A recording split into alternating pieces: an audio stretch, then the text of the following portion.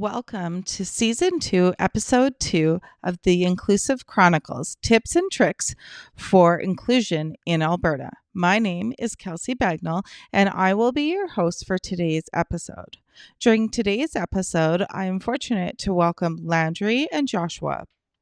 Both Landry and Joshua are RVS learning specialists. During today's episode, we will dive into the exciting topic of assessment and inclusion. This topic was brought forward by CIE listeners, and we are super excited to have this conversation and start to look at inclusive assessment. Welcome, everybody.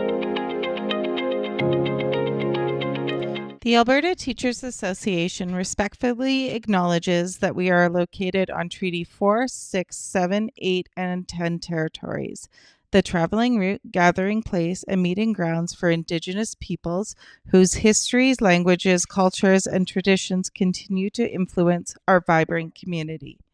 We are grateful for the traditional knowledge keepers and elders who are still with us today and for those that have gone before us. We recognize the land as an act of reconciliation and gratitude to those whose territory we reside on or are visiting. Welcome to Season 2, Episode 2 of the Inclusive Chronicles, Tips and Tricks for Inclusion in Alberta. My name is Kelsey Bagnall, and I will be our host for today's episode. I am very excited to introduce our two guests on today's episode, Landry and Joshua. So I'm going to pass over the mic to Landry to do a quick introduction, and then we'll pass it off to Joshua. Hello, my name is Landry Forand. I'm a teacher at Rockview Schools right now and a learning specialist working through K to 12. And my passions are in numeracy, assessment, and I love thinking classrooms. So you'll see me, if you see me teaching, you'll see me standing up with the students and being collaborative with them. Thanks, Landry. And thanks for having us both. I am really excited for our conversation. Inclusive education is my jam. I'm also a learning specialist working with Landry. I focus on English as additional language learning support. And I'm doing a doctorate in inclusion and equity, diversity right now, just because I love inclusion. Amazing. Thanks, Joshua. I just learned something new about you. I've worked with you for a couple of years and I didn't know you were doing a doctorate. I knew you were doing grad work, but I didn't know you were doing doctorate. So congratulations. And that's lots of funness. So we can definitely lean into some of your research as we move forward. So thank you both, Joshua and Landry, for being with us today. So today's episode, we are going to talk about assessment and assessment ways of assessing that help to be more inclusive of all of our learners in our classrooms. The way this came about is the three of us might have a shared passion for assessment, but our shared passion comes from different lenses. And one of the things that came from our CIE members is there was a request for some information and professional development on assessment as related to parts of the new curriculum from an inclusive lens. And while the new curriculum is currently just kindergarten to grade 6. We didn't want to leave out our 7 to 12 members in our conversations because although the new curriculum for those levels isn't written down, I don't know where they are in the new curriculum for that, to be frank and honest, but it's important that we have these conversations based off the curriculum that we currently have in place, pre-K to grade 12. So today we are going to just have a conversation and have fun talking about the different ideas that we have when it comes to assessment and inclusion. So I'm going to start us off and kind of talk about where I came from and how I got passionate in this area and talk about some of the ideas that I have played with. So for me, assessment is a passion because as a parent, I often get feedback from my children's teachers. And although I work in this world, I don't always understand what their teachers are trying to tell me about how my kids are actually doing.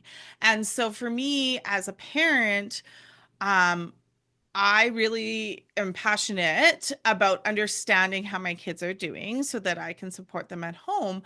But it leads me to the deeper question of, if I work in this world and I don't necessarily always understand what is being communicated to me, I also wonder about all the parents that um, might not work in this world and things are being communicated to them and they might not understand what is being communicated to them.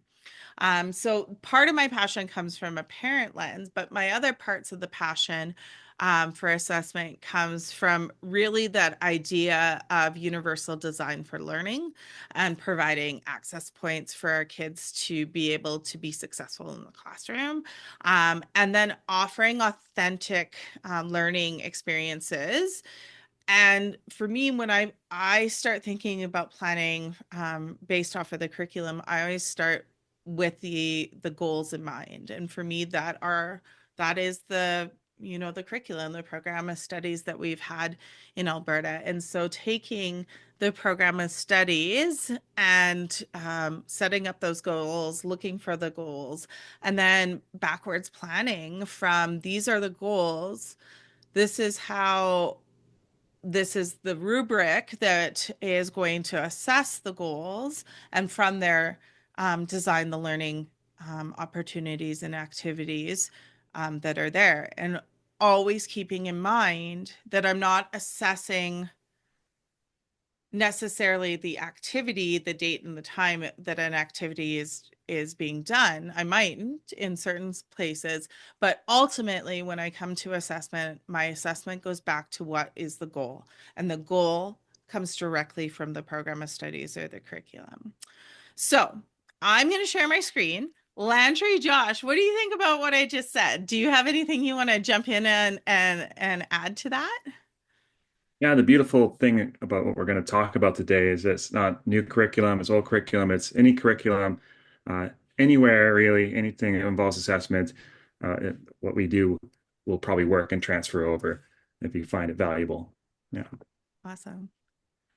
And I think that's such an important shift that it took me a few years to get away from, but moving away from event-based assessment, as you were describing, allows for more holistic understanding of where the student is at and how they're progressing and getting a much broader picture. Awesome. Yeah, I agree. And to that point, realistically, with the curriculum, a student has an entire year to demonstrate that curriculum. And when we've traditionally used event-based assessment, we might not have actually allowed for that entire year for the child to demonstrate their learning across that entire year. So if we do addition to 18, I think that's still part of the early math curriculum, right, Landry? Addition to That's great. 18. If we only assess that in January of grade one, and we don't look at that in June again, or they show us randomly in May that they can do addition to 25 with regrouping, but we assessed in January, we're not going to reassess, even though we saw them do it. That isn't actually giving them the full opportunity to show us their learning, because we're doing it based off of our timeline, not the student's timeline of development, and putting all those connections together. Uh, I always think of it as learning the alphabet. And if I test them every month and they only know two letters, then they only know four letters, and it keeps going like that, and they're growing. And then at the end of the year, if I give them a mark based on all of those monthly tests, they've failed. And if in June they know all their 26 letters, they shouldn't have failed. We should totally, say because they've got that outcome. 100%, because that's what the outcome's about, right? Yeah. If the outcome They have the entire year to get there. And if they show it to you on June 27th, we Yes. should update that and communicate that and celebrate that with our kids and their families. Yeah. So I'm going to show you, I'm going to share my screen. So for our listeners that are listening, in audio means just know that I am sharing my screen and our YouTube feed will show what I am sharing. But I will try my very best to describe it verbally on what I'm sharing. So 1 second, share and under 1 minute. All right. So I am pulling up here just something that I've been playing with. And Joshua and Landry know that I've been playing with the curriculum, mostly at the grade 1 level, because that is the curriculum, well, the old curriculum, but the grade level that I came from prior to coming to the education center as a learning specialist. So I've been playing with the new grade 1 curriculum and taking the new curriculum and looking for those goals.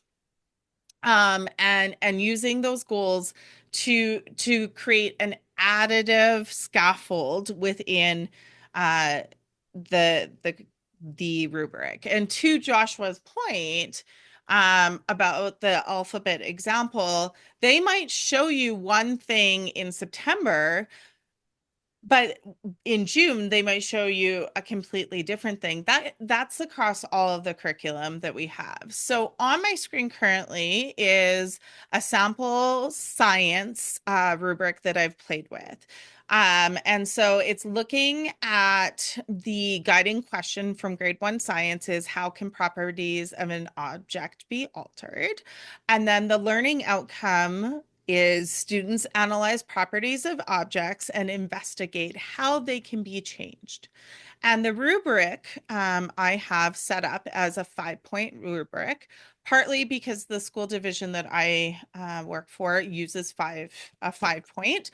With that being said, in this rubric, it doesn't use the descriptive terms that my school board has chosen to use. So these are just some descriptor terms at the top. So the 5-point rubric being 1 kind of at the beginning level and 5 at that exemplary level with 2, 3, and 4 in between.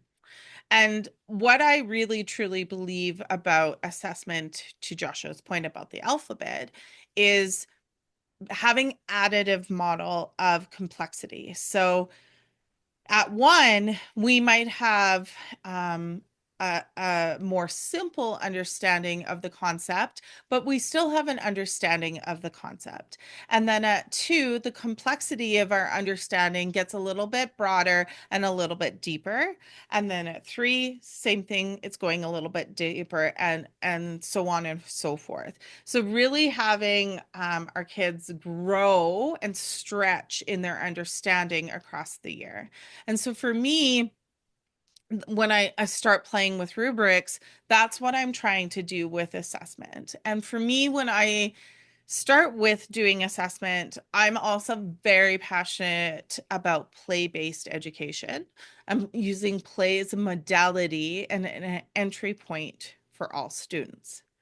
And so for me, when I start to think about assessment and having a rubric, my rubric isn't perfect by any stretch of the way means, and it could definitely be improved if I were to collaborate with some other minds on how wording and all of those things. So this is not an exemplary rubric. This is just my first thought process on additive complexity. So I want to say that for the people that are looking at my rubric on YouTube, just knowing that it isn't perfect, it isn't exemplary. It's the first rendition, and it could definitely be improved. But it's the idea of additive complexity and giving people and our students a chance to dig deeper as the year goes on. and that they might be really passionate about a special interest, such as like Pokemon or something, and they show you that a Pokemon um, has different properties, and it might not have been the example that you set up in the classroom, but they tell you all the different properties of the 8 different Pokemon that they're really passionate about. It still shows that they're understanding that there's different properties of an object and or of different objects. And so the idea for me is really looking at the students and when they come to us and share their passions and their interests and really actively listening, but also really knowing my curriculum and my rubric and being like, oh, that was a really great example of this. I need to go back and make a note of that on my rubric and update things based off of what the kids just told me. Because just because it wasn't on my timeline or my pre-planned activity doesn't mean that the student doesn't understand the curricular outcome. I need to reflect that, oh, that was a great example of the curricular outcome and share that with the family and the student. So for me, when I start planning, I always start with a basic rubric that I've made. It will morph as time goes on. When I collaborate with others and as I go along, but I start with that rubric, those goals in mind. And then for me, I really take those goals in mind and start thinking about how I develop learning opportunities with multiple access points for students to be able to show what they know. And so if I think about that, one of the reasons I love play so much is that it provides students multiple entry points into curricular matter in a way that they don't even realize that sometimes that they're learning about curriculum, but they get to engage with it in an authentic way. And one of the other reasons I like play so much when we think about universal design for learning is that multiple means of representation. And so knowing that some kids like worksheets and they want to do a worksheet, I'm going to have that within my play-based centers for students to choose, because some students really like that type of work, and it's an opportunity to provide students a way to show their learning in a way that makes sense to them. But also, that's not my only entry point into learning for my students. I might have students that really like to build with their hands and do a lot of hands-on activities. So knowing that I need to also provide that as a modality and an entry point for other students in my class. And so really understanding the students I serve will help me design the learning experiences through play after I look at the curriculum. And so for me, that's what I do is I take it and go, okay, some kids really are theatrical and like to act out things. So let's provide an opportunity for that, maybe through a small world center for kids to play through.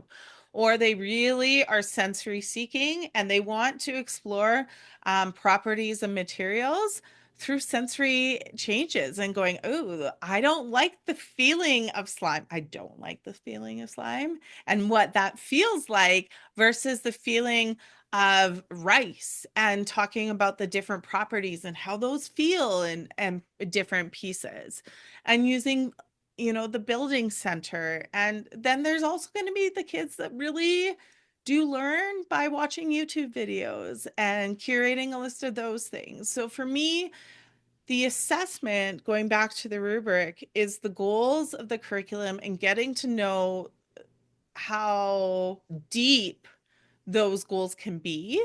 And then provide it using those goals from the curriculum to design my learning opportunities, and knowing that I'm going to provide these learning opportunities not just Monday, September 17th at 9 a.m. and check I've done that, but those learning opportunities are going to happen multiple times throughout the year for our kids to grow and show what they have learned across the different experiences. So for me, that's Can a I really great share thing. a quick Yeah, example from a recent class that I was working with that I think speaks to a absolutely. lot? So there's a student who is having trouble connecting with the class and is not quick to engage. He's much quicker to run out of the class and hide. And a big barrier for him is language, doesn't have a lot of English. And when we looked at the outcome and we looked at storytelling, we teased out, like you did there, the different parts of storytelling.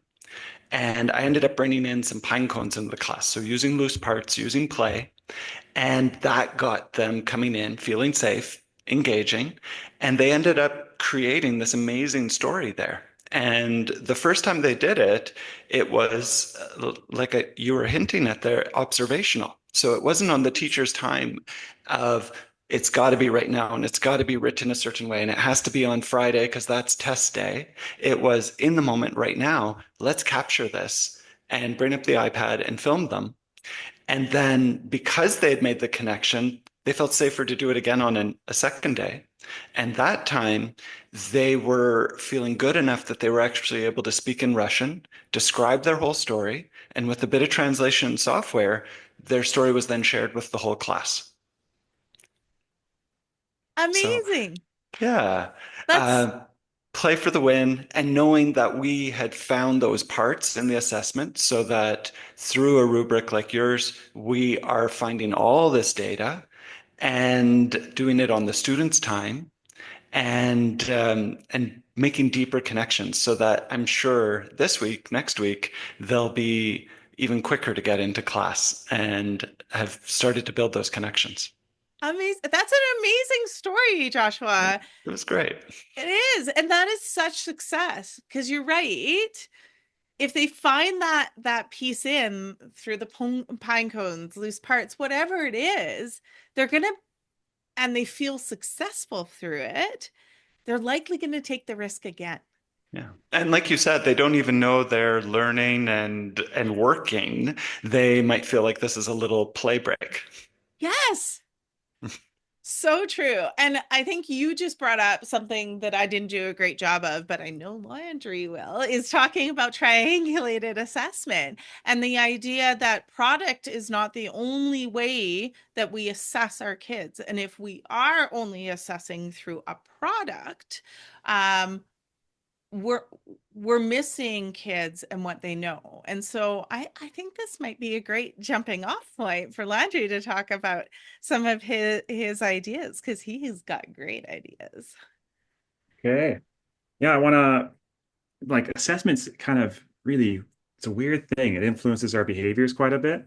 I was at Walmart the other day, and I was purchasing an item, and then the selection comes up at the end. It's like, how was your experience? 1 to 5 stars. And I didn't select it. I just started walking away. And then an employee came and kind of like squeezed in between me and the machine, selected 5, and walked away. Where did that behavior come from? And why were they doing that? So this reason for assessment is creating this externally from school. And then school for me, as a student with ADHD growing up in a very traditional settings, I did not enjoy it. And it was a very difficult process for me. And marks in assessment consistently kept telling me that I was not a good learner and I was not good at math and I was not good at science. And it took a very strong shift in my in how I think about learning before I started enjoying learning again. And that happened in a more independent school in high school. But assessment can be really beneficial too. So this morning I was doing my workouts and I'm tracking and I'm marking my progress. And this progress over time is very motivating. And it's very cool to see my journey over a long period of time. And there's reasons behind that we're going to be talking about. So I want to pull up my own little PowerPoint here, but I'm going to be very descriptive about what we're talking about as well for those listening. Awesome. Thanks, Landry. All right. So I'm going to pretend I'm in a middle school doing a classic old school assessment. We did a rational numbers test as a classic. You got it right, you got it wrong, multiple choice maybe. There's 27 questions, and the students gets 17 questions right out of 20. I guess I got 28 on here, 28. And then I put a mark down on it, maybe. I hand it back to them. They get 61%. And we all pause and we stare at this sheet. And what happens next? Well, a student might just crumple it up. They're upset. Maybe they will take a look at it and be like, 61, cool. I'm going to work harder, I guess. What we want is we want to figure out what the next move is for the students. We want to figure out what it's telling them. We want to figure out where to go. And this mark is not actually providing much information. And if I communicate this to parents, it's also not providing much information. And as a teacher, well, I got 61% average in my class. That's also not providing much information. So we got to break it down. So if I take that same event and I break it down into some criteria, kind of like what you had, and I use a 3-point criteria in this case. So on the rows here, I have my criteria where it's adding fractions and a criteria for multiplying fractions and criteria for dividing fractions. And I broke up my assessment this way, or my feedback and how I'm doing my check marks and X's. And the students can see where their check marks are accumulating. But then even in columns, I make things from like, I'm using a Peter Liliendahl's mild, medium, spicy right now, where the first column is mild, second column is medium, third column is spicy, and the students can see the progression of difficulty on the task they were doing during this assessment. And if we take a look at it, a student can very quickly figure out, oh, I'm struggling with dividing fractions. Oh, I'm struggling with decimal values. And it's almost instant from looking at that. And as a teacher, it's almost instant looking at that. And as a parent, it's pretty instant as well if we break down those categories. So that's very useful. But these events can be exhausting. There's better ways to assess than just events, but we could do this with events. We could break it down. You could also bring in some little legends for it, like silly mistakes, like a student could understand it, but they didn't reduce the fraction, but they really do understand how to do it. So you can put an S there, you can put H's. So now for help, so now you can walk around and help students out and indicate that for you to know and for them to know. And I'm going to move past assigning a mark because we can get quantitative with it, but we'll talk about quantitative criteria. So if we build something like this is for nature of light in science. Same thing on It's a our rubric for our listeners to know, kind of thing. yeah, and there's language between like a rubric could be specific to an event. There's also proficiency scales that a lot of outcome-based educators talk about, where it's a ongoing progression of learning over time. It looks just like a rubric, but you can go back to it over and over again. I like to call these learning maps because I get a little more descriptive about specifics on the outcome. And same thing, got the rows breaking down the criteria. So I took nature of light in grade 8 and put it into history, how light works, optical devices, nature of light, and then going across uh, my columns here, I have my developing, competent, distinguished. And that language changes depending on the context of your district, depending on the classroom, depending on the teacher. Uh, I am using a 3-category system. Gutsky will say anything less than 5 is great. O'Connor will say anything less than 7 indicators is great. It all depends on your preferences. And for those And of you, Landry, I think the way that you use it is your first category is a 2 out of 4. So it's you've crossed the threshold of 50%. You are passing. You're not out of what our district would call limited, and then you're moving up from there. quantifying it, which we'll talk about, you can quantify any kind of proficiency scale or rubric or learning map. I'll share that. But as soon as you access the map or get onto the first column there, you want to be at half of what your final column is going to be. Because that you want to be past, you're showing progression of understanding or entering the grade level. I'm going to speed through some of these. For those looking, you can just pause, and there's some examples.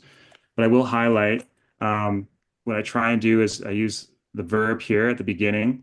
Think of it like a I can statement with a student. So I can define and share what a community is. And if you think about Bloom's taxonomies for verbs there, the verbs should get more difficult as we progress up towards a spicier level. And then the criteria as well going down should get more difficult. Where at the beginning we're kind of looking at what is a community, and at the end it might be like can you find and describe communities on a map? And I'll show some examples in math right here. This is a one for social. So this is a teacher in grade 9 we worked with where we don't have an English is kind of tough, where breaking down an outcome is difficult because it's such a spectrum of learning. It's hard to break it down into little chunks. What we did is we took a Socratic seminar where this teacher used a Socratic seminar quite frequently, and we created a learning map based off that specific activity that they're going to use over and over again for students to reference from. Can you go back? I just want to describe and remind people if they're just listening that you should really come check out the video for this part at least, because at the top here, Landry has gotten rid of the descriptors of where students are at and just has an arrow moving forward and moving into deeper knowledge. And like he said, his subtopics of his first row are, I always confuse row and column. His first column is those subtopics where he's broken down the outcome, getting more complex as you move down the page, and then left to right, getting more complex as well. Yeah. Yeah. Perfect. So building these, we use understanding by design. What you do is you come up with your criteria first, you break your outcome down, and then you come up with an end goal for each of those criteria that you did. So I call them learning targets within the outcome. What is the end goal for that? And then we work backwards on your rubric. So I have a middle step and a beginning step. I changed the language to be very simplistic. I try to keep it in a sentence or two. That way I can share it with students and I can share it with parents. And it's common language for everyone to understand. I kind of take away a lot of the teacher lingo. And another thing I forgot to describe in some of these is that they're backwards compatible. So if a student can show that they are at like the end column, the spicy level, then that determines that they can also do the medium and the mild because it builds up to it. So if I'm collecting data and I'm thinking about teacher workload, if a student's showing me that they're at a spicy level, then I don't need to stress about the content that comes before it because it builds up to it.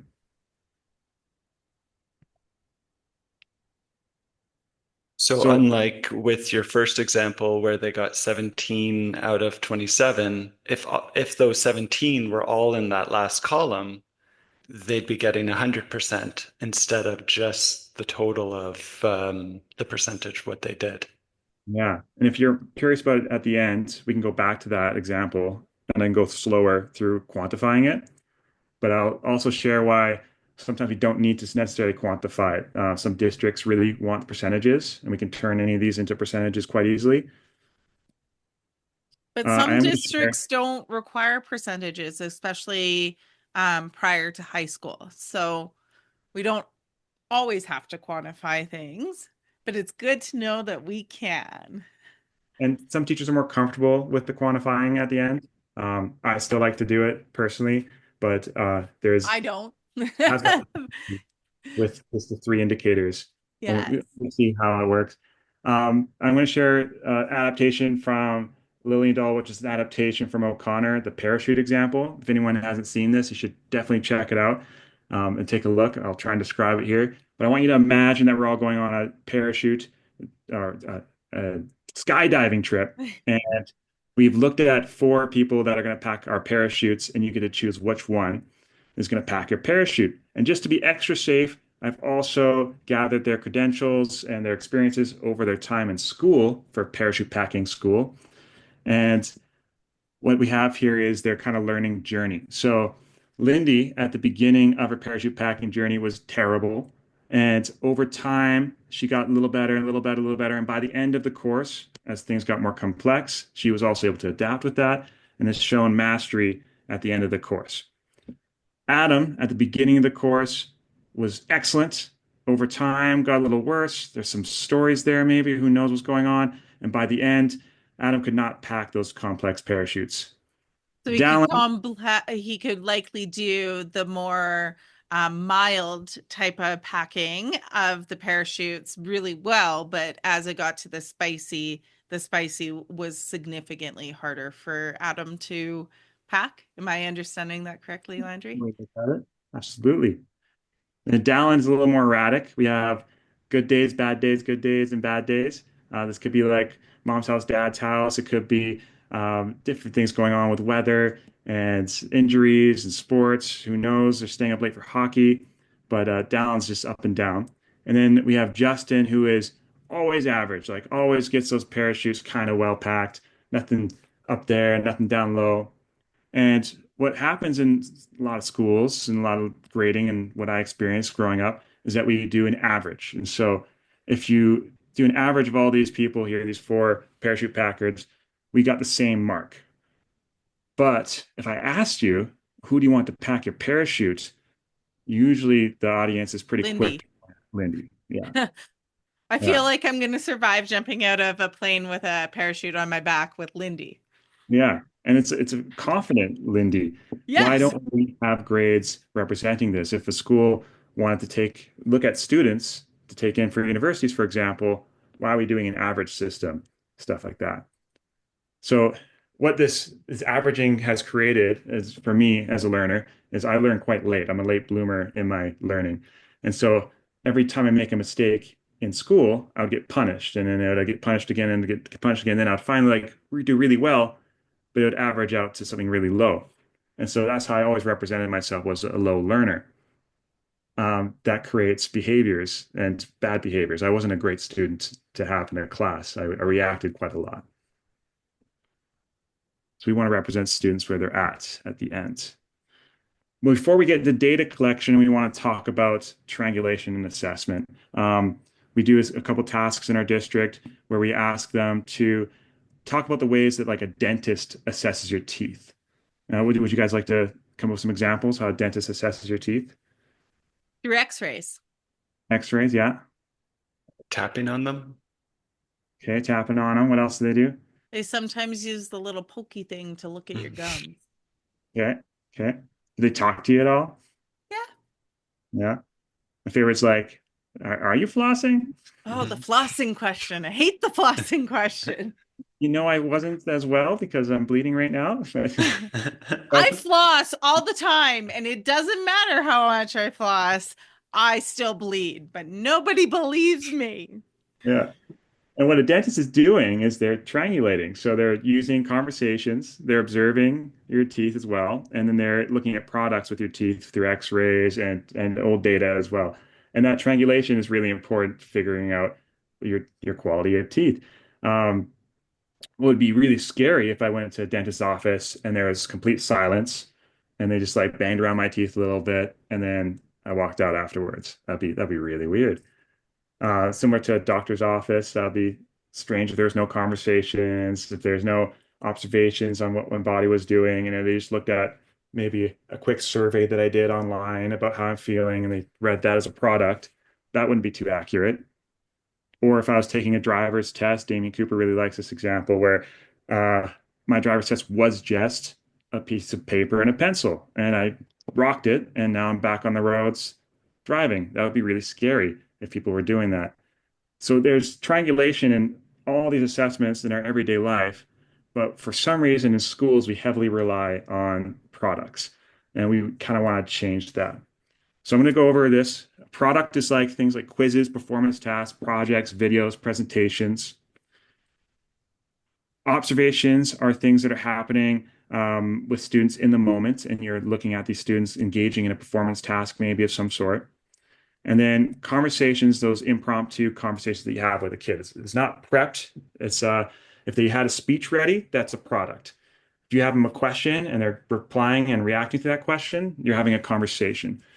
And these kind of get a bit of a gray zone. Like I like to assess live. So if I was doing a quick quiz with my students, is it a product or is it an observation if I'm assessing it in the moment? So that it could be a little bit of both because a product is something they prepared and it's ready and it's handed into me. Observations in the moment. So I got to really consider how I'm deciding which one's going to be. So we're going to talk about data collection really quickly. What we do is we take our criteria we built, our learning maps or our rubrics, and we're going to create a collection tool with it. So it's going to look something like just a big classic grid.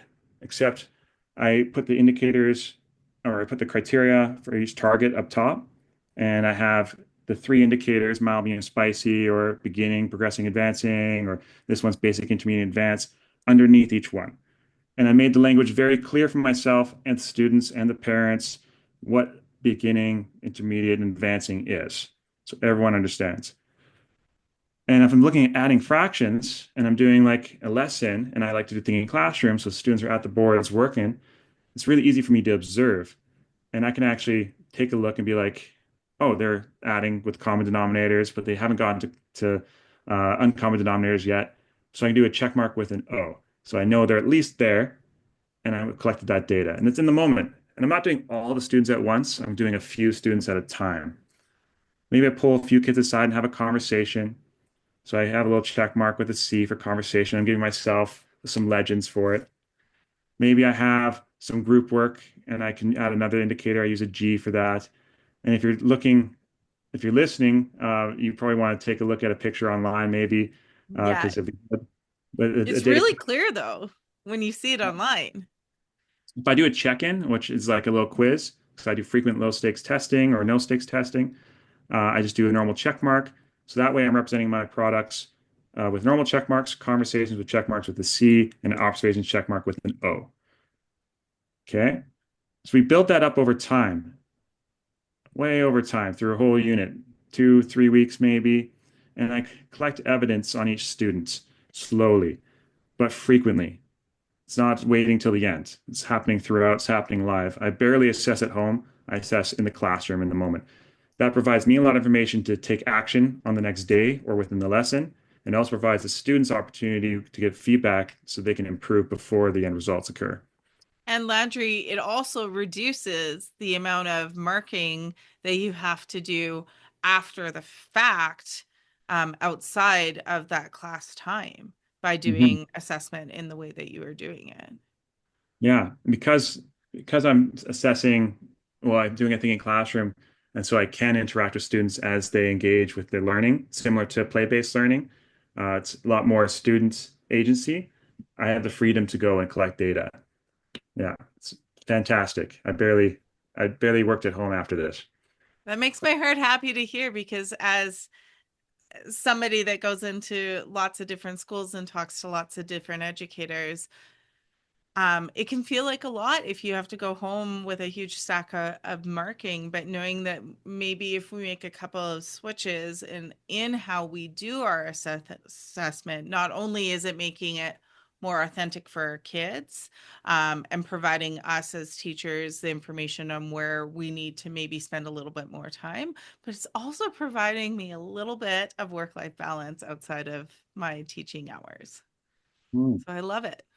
What we're kind of doing too is there's the difference between formative and summative assessments, and we create a binary system with that. When really, and a lot of work is done, and like Tom Schimmer, Gutsy will talk about it, um, Dylan William will talk about it.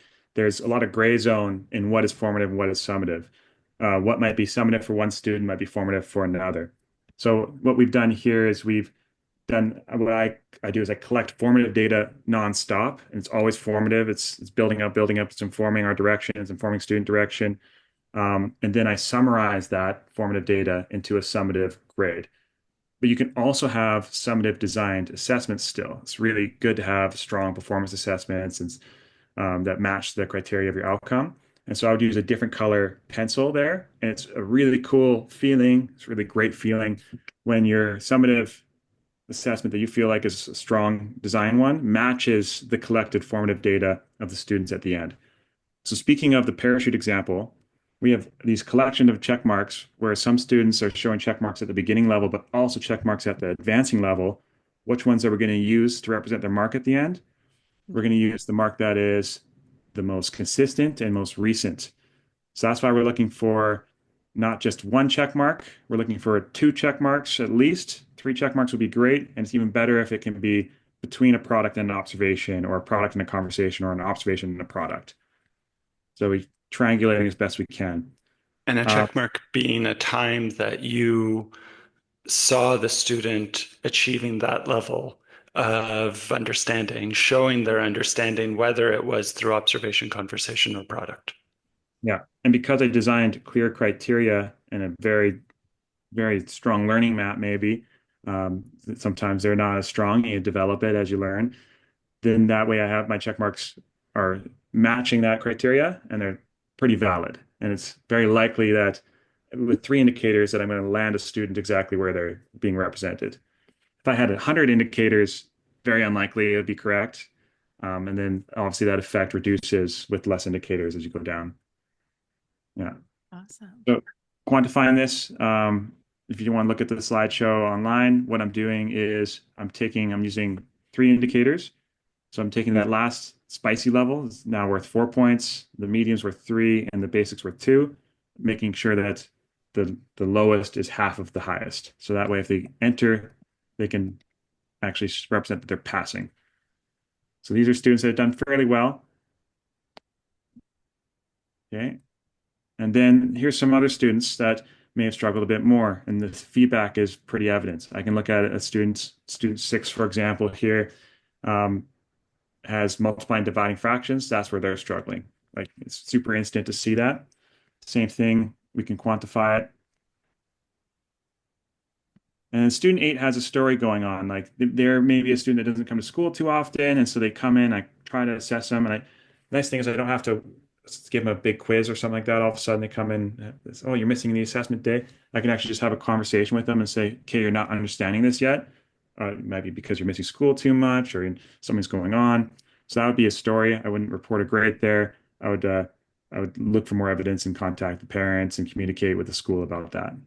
And look at that, like from an inclusive lens, what I like about that, Landry, is because we are the Council for Inclusive Education with the ATA, is really looking at the underlying unmet needs and knowing that there is likely an unmet need. So attendance might be a barrier right now. So what are the unmet needs in attendance? And we can do those digging pieces as a team to look for those unmet needs to hopefully put the supports in place for them to come to school a little bit more. And then hopefully we'll see the change in marks. But ultimately, it's looking at the whys behind a lot of the things that we do. And I love that the way you're assessing and showing this assessment is looking for that story, digging a little bit deeper. We need to figure out kind of the why, not just they got 25% on the final exam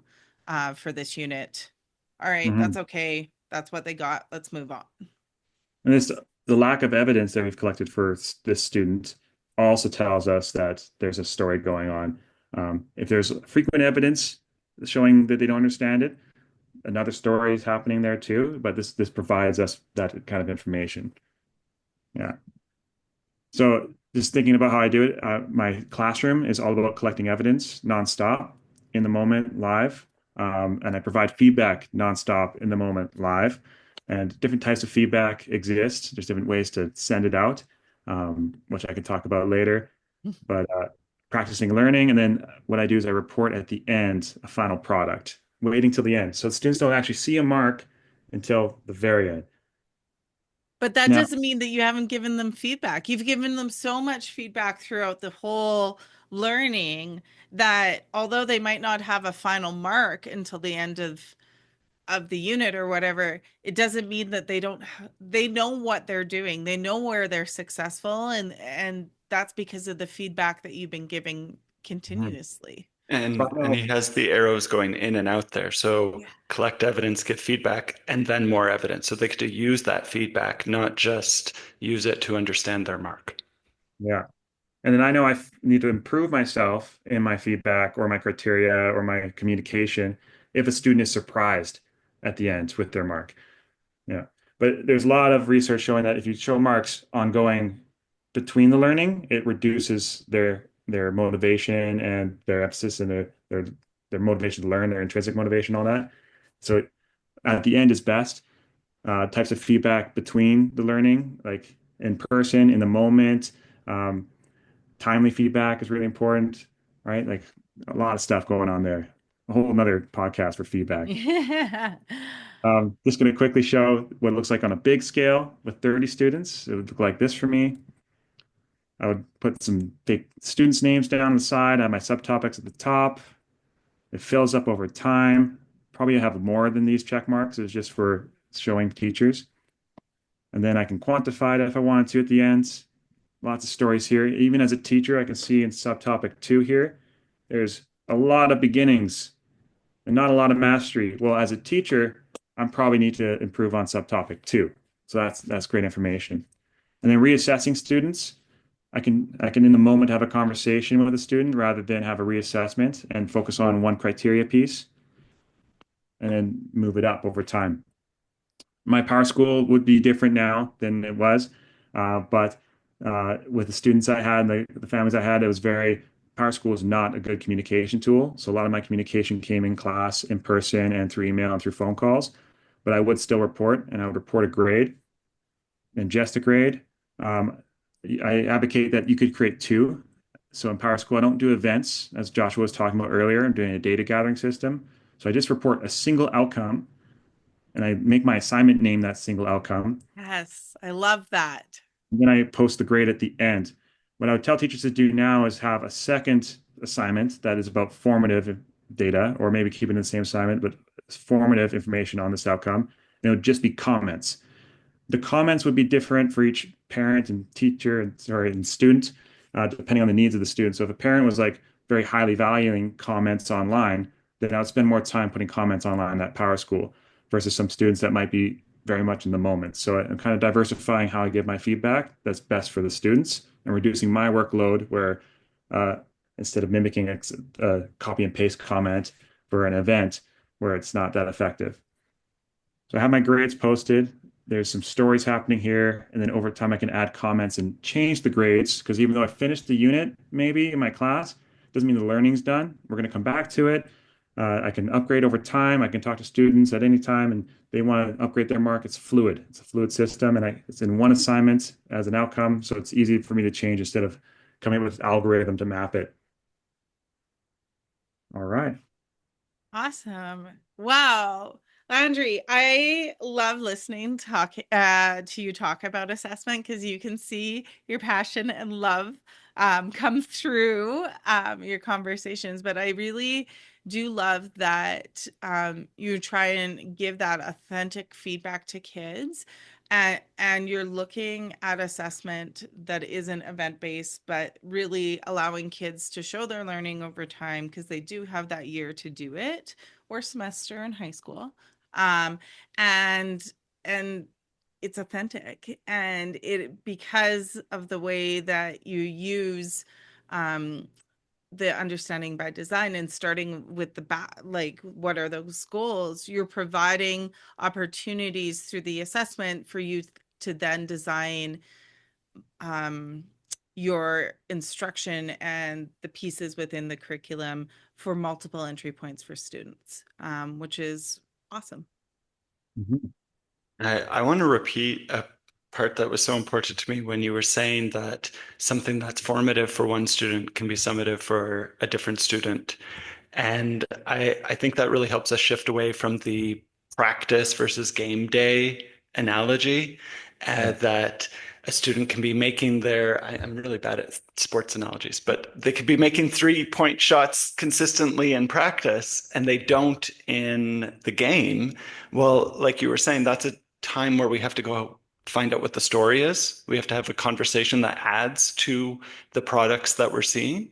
And we shouldn't necessarily be penalizing them for their game day performance if we already have the data that says they can do that consistently. Mhm. And if your formative evidence does not match your summative assessment that you designed, then maybe one of those is an outlier. And if you have a lot of collection of formative data, it's probably your summative assessment. And it tells you that, well, I need to go at a different angle. And maybe you have the story you shared earlier, the student's not able to perform in that dimension that you created that you're assessing them on with a test or something like that. Yeah. But they were able to share their storytelling through a different way. And just because it was a different way through loose parts doesn't mean that that is any less authentic than the other way that another student showed it. It's about having them be able to express what they know and taking it when they express it. Hmm. And then we talk about observation and conversation and product quite a lot. I feel a lot of teachers have trouble because they create an event. They're like, today I'm observing these students doing this task. Mm. They're going to report it as a formative assessment on PowerSchool or whatever their system is. And there's no way that you're going to watch all 30 kids in the classroom and accurately say that they're at level 1, 2, or 3, or 4 with confidence. And so doing it live and doing a few students at a time and frequency over time really allows you to have confidence in that triangulation. When you have that conversation, it's meaningful. When you have that observation, it's meaningful. My favorite way to do this, and it speaks to what you were just saying, Kelsey, about them telling the story, is getting this on the student. And so I like to take those learning maps or rubrics and get them in student-friendly language so that they're assessing themselves as they go. And then I see it as I'm giving them the main pieces to create a portfolio, their own learning portfolio. They now know what they need to include in it because they can use that rubric that I'm using to assess. And every time I have a conversation with them, it's reiterating, finding new goals based on where they're at and what they're showing me. And then the summative is moving to, yes, I'm collecting data ongoing. They're collecting their data ongoing and they're showing their learning. And it really becomes the sum of all of their learning. And so not when I first became a teacher, I thought of summative like the summit of a mountain and that you're climbing up to it. And formative was everything on the way. And then I dropped the it part and it's just the sum. It's everything all together. What story do we have here? I like that. I love that. I also love, Joshua, that you're when you have kids engaged in reflection on their learning, it's not about it's a collaboration between you and the student, and it goes back to that authentic piece as well as giving student agency and autonomy in their learning, because those things build those authentic pieces. They build the chance that a student's going to take a risk in something they might not have taken a risk in before. It adds those entry points and access points for so many kids. I love that. I like the portfolio analogy you did because it really shows the journey before the destination experience. Yeah. I love it. Just being mindful of time. I know that the three of us could talk about assessment for substantially longer, but I do want to be mindful of time and mindful of our listeners being able to listen to our podcast. So I am going to take this moment to say thank you to both Joshua and Landry for joining me on our second season, second episode of the Inclusive Chronicles tips and tricks for inclusion in Alberta. Any final thoughts, Landry or Joshua, before we say goodbye? Yeah, this felt quick. It's because it was. We do full day sessions on this and sometimes multi-day sessions on this, and it's a lot of shifting in your paradigm for thinking with assessment. But I think Josh will probably agree with this. If you want to reach out to any of us to collaborate and talk further and develop our practice even further, we would love that. Mine is landryforand@gmail.com would be the way to contact me. Mhm. And I'm Joshua the Flower at iCloud.com, and you can find me on X at Redesign Pro, but it's redesign, but read READ. I like it. And I want to say too, as a last thought, we talked about play a couple times, and play can be so much more than the classic play. Like we talked about loose parts, it's a great way to do play, and you can do it in all subjects. And we talked about building thinking classrooms. That can be a very playful way of learning. So yesterday I took people on a journey. I made them, we were travelers and they wrote postcards. So still just writing, and it was a lot more playful.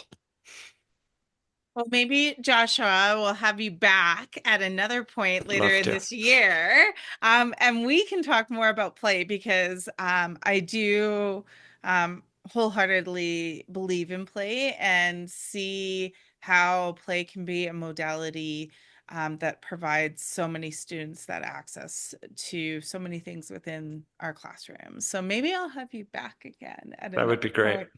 Awesome. Well, thank you so much, both Joshua and Landry, for your time. We will see you again soon. Thank you.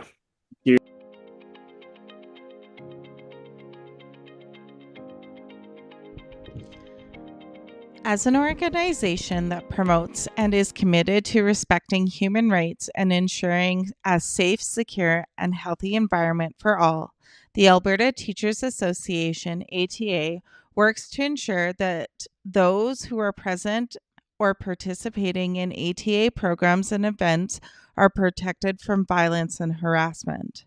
All ATA members are therefore expected to promote and defend fundamental human rights of everyone engaged in ATA programs, ATA activities, or other ATA work. ATA members are expected to treat one another with fairness, respect, dignity, and uphold the highest standards of professionalism, accountability, competence, and integrity as representatives of the provincial association as well as their locals and subgroups. Furthermore, ATA members are obligated to act to prevent violence and harassment wherever possible and to report to the appropriate person in authority any suspected breaches of this statement that comes to their attention.